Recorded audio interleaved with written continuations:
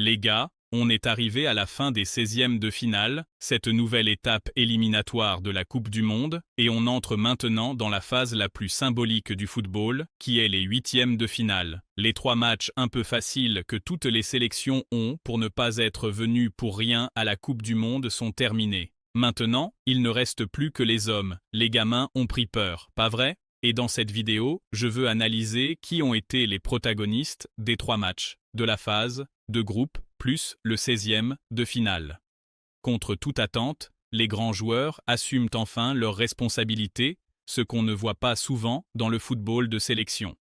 Comme c'est un jeu souvent plus disputé, beaucoup plus physique, avec moins de tactique à cause du manque de temps d'entraînement, on ne voit pas les grands noms marqués à chaque fois ou être aussi participatifs. Et cela est en train de changer dans cette Coupe du Monde. Espérons que ce changement soit durable, qu'il dure pour toutes les autres compétitions, l'Euro, la Nation League, et que les protagonistes soient toujours là pour assumer cette responsabilité. C'était vraiment beau à voir. Et avant qu'on analyse nom par nom ici, je veux vous demander votre like, abonnez-vous à cette chaîne, ça nous aide énormément à continuer de produire du contenu.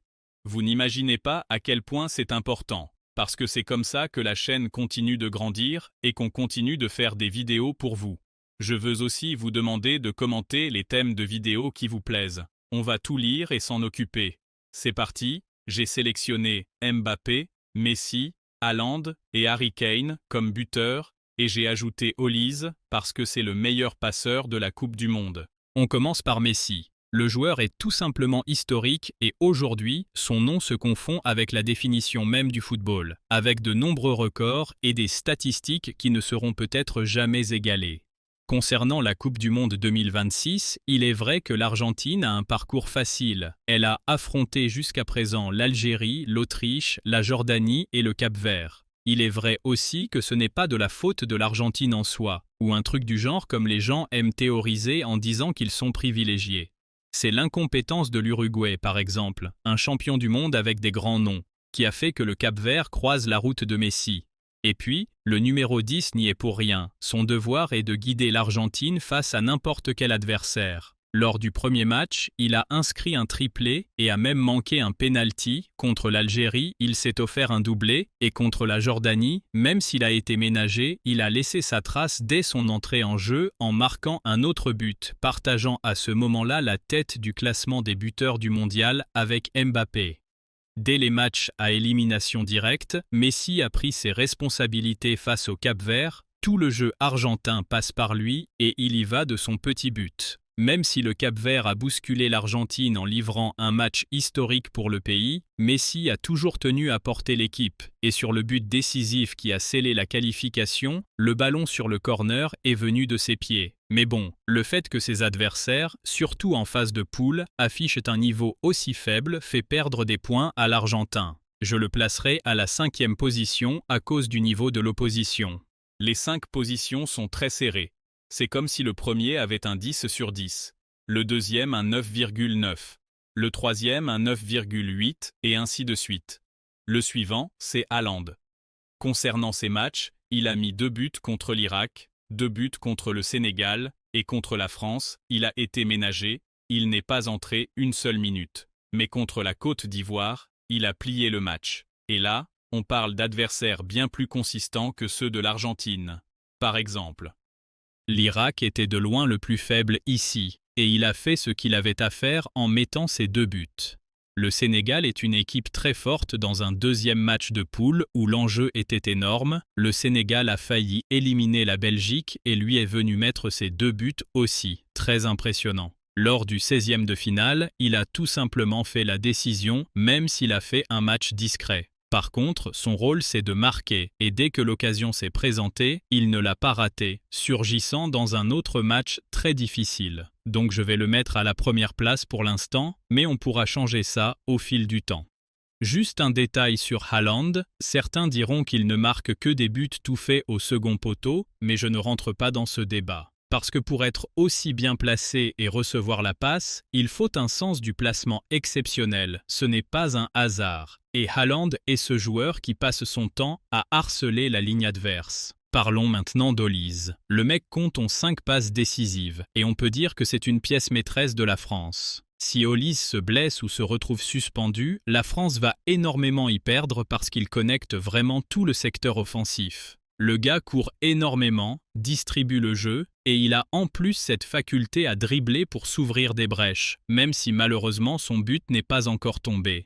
S'il avait déjà 2 petits buts au compteur, je le mettrais à la première place, mais comme ce n'est pas le cas, je vais le laisser en 5e position derrière Messi. L'extraterrestre gagne une place. Et cela s'explique simplement par le fait qu'Olise n'a pas de but, mais pour vous donner une idée, sur les 6 buts de Mbappé, Olise a délivré la passe décisive sur 3 d'entre eux. Ce n'est donc pas un joueur ordinaire, mais il a eu des occasions de marquer et les a vendangées. Concernant Harry Kane, ses statistiques et son influence sur le jeu sont excellentes, ce qui a redonné de l'espoir aux Anglais d'aller au moins très loin. Il compte 5 buts, et ces 5 buts sont répartis entre la Croatie, le Ghana, le Panama et la République démocratique du Congo. De ces 4 équipes, la seule qui propose de sortir un peu plus et de laisser des espaces à l'adversaire, c'est la Croatie parce qu'elle va chercher à marquer ses buts. Et quand l'Angleterre de Harry Kane a eu de l'espace pour jouer, ils ont fait ce qu'ils ont fait contre la Croatie, un score de 4-2, avec 2 buts de Harry Kane qui a été l'homme du match en pesant énormément sur le jeu comme meneur, comme avant-centre et comme milieu de terrain, c'était une masterclass. Contre le Ghana, il a raté la balle de match en seconde période, s'il avait marqué, ça ferait 6 buts et une magnifique histoire. Et cela lui fait perdre beaucoup de points ici parce qu'il aurait dû faire la décision et ne l'a pas faite. Mais je pense qu'il progresse sur ce côté tueur, après tout il a joué longtemps à Tottenham et on sait que Tottenham ne joue rien. Contre le Panama, qui est aussi venu avec l'intention de se contenter de défendre mais avec beaucoup moins de qualité que le Ghana, Harry Kane a laissé sa carte de visite en inscrivant le 2e but du 2-0. Mais contre la République démocratique du Congo, une équipe très solide défensivement tout comme le Ghana et le Panama, mais qui possède la qualité pour attaquer et qui a réussi à ouvrir le score dès la 6e minute de la première période, Harry Kane a été contraint d'enfiler le costume de patron de force. Le ballon ne voulait pas rentrer, mais comme je l'ai dit, il progresse, et ce fut le match le plus décisif que j'ai vu de sa part de toute ma vie jusqu'à présent. Le but ne venait absolument pas. Et un climat de grosse tension s'installait en fin de seconde période quand Harry Kane a fini par surgir. Après avoir reçu un centre de Gordon, en attaquant de classe mondiale, il ajuste le gardien et inscrit le premier but capital pour libérer l'équipe d'Angleterre à la 75e minute. Et le 2e but est un coup de génie, il fait pratiquement l'action tout seul, réussit à marquer d'une frappe surpuissante alors que le ballon est très proche de son corps. Encerclé par 4 défenseurs. Il chipe la première place à Haaland.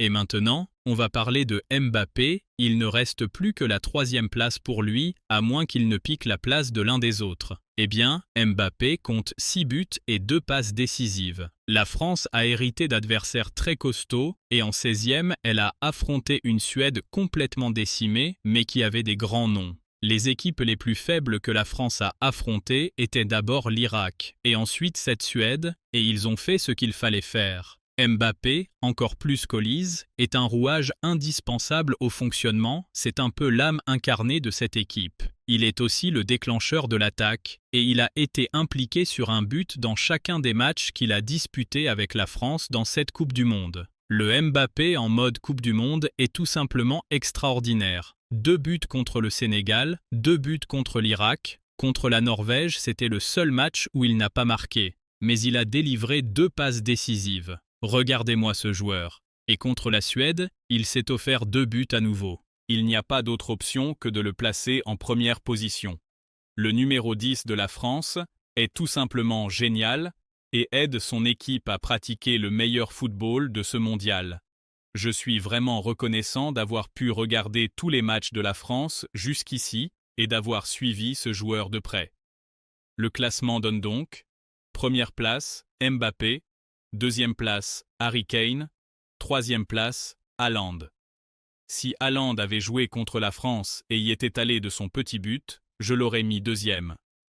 Parce qu'en 16e, il a affronté une équipe plus armée, et aurait participé à tous les matchs. Hollis termine 5e et Messi 4e en raison de tout son mysticisme et de ses très bonnes prestations face aux adversaires qui se sont présentés devant lui.